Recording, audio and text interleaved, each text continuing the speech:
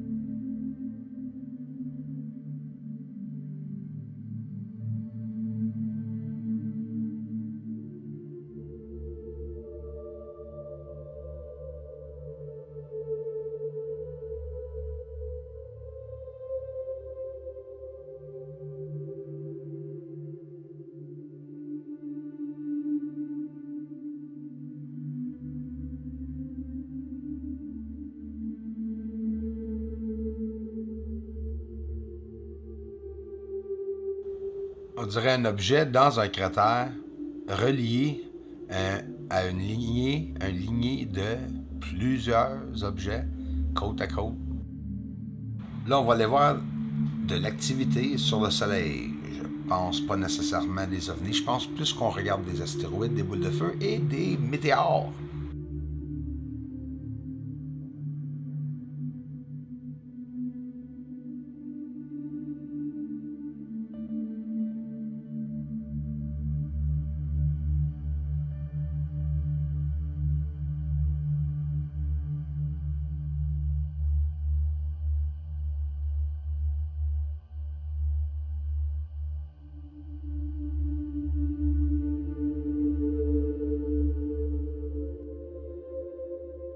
Allons-nous sur la Lune? On s'en va sur la Lune. Regarde, hein? C'est quoi? C'est des restants d'anciennes civilisations? Ou bien l'atmosphère et les poussières cachent certaines affaires? Ça a été détruit, c'est reconstruit, ça fait longtemps, humains, aliens. C'est intéressant, hein? C'est ça qui ont de l'air, selon moi, les bases construites sur la Lune. 2 sortes de matériel, 2 substances qui est écrit sur la Lune, réflectives, pour être capable de blender, peut-être, possiblement, faire partie de la camouflage sur la Lune. Regarde ce que je vous montre, c'est très intriguant, c'est très intéressant. C'est les constructions qui ont été construites sur la Lune sont massives, des kilomètres et des kilomètres de long. Il y en a certains qui ont 5 à 30 kilomètres de long. On voit une symétrie, on voit des angles de 90 degrés, des formes. Nous ne sommes pas épais, là. Ça nous montre qu'il y a vraiment quelque chose de construit sur la Lune. Et la preuve, là, c'est qu'ils ont la même reflectivité que la surface. Ça veut dire que peut-être, en théorie, est-ce que ça se pourrait que ça a été par exprès, pour cacher ces objets sur la Lune? Tu me dis qu'à un moment donné, quelqu'un aurait fini par l'avoir. Mais non, il n'y a pas personne qui a fini par l'avoir. Nous sommes en 2020 et quelques, là. Moi, c'est ma 5e année de recherche qui commence, mais il n'y a vraiment pas beaucoup de personnes qui les montrent comme ça, là, comme ici, comme quand je le montre, là. Fait que croyez-moi, j'apprécie les partages. Regardez-moi les lignes sur la surface de notre Lune.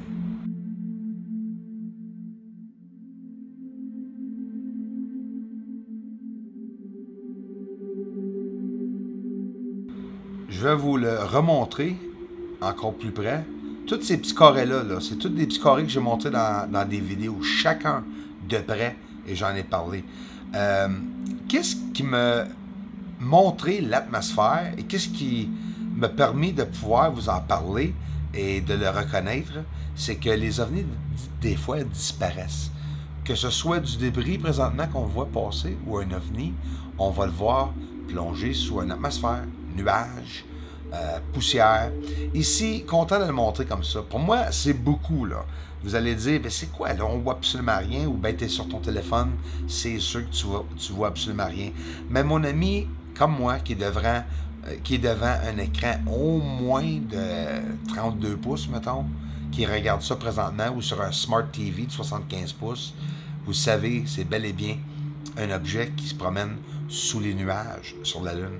Regardez ça en inversion. C'est incroyable la surface. Je vais vous montrer de différentes manières. Merci encore pour le support, tout le monde.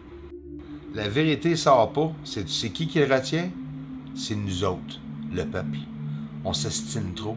On n'est même pas capable de s'entendre assez sur le point et le fait que le gouvernement peut-être nous cache ceci. Comment facile que c'est pour faire des vidéos d'ovnis fausses.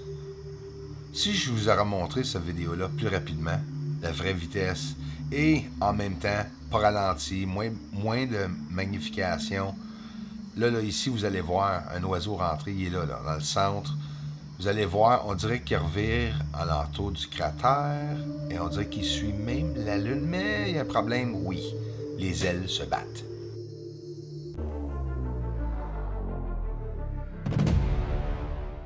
Mais est-ce que ça pourrait être un oiseau qui est sur la Lune dans l'atmosphère? Ben ça se peut.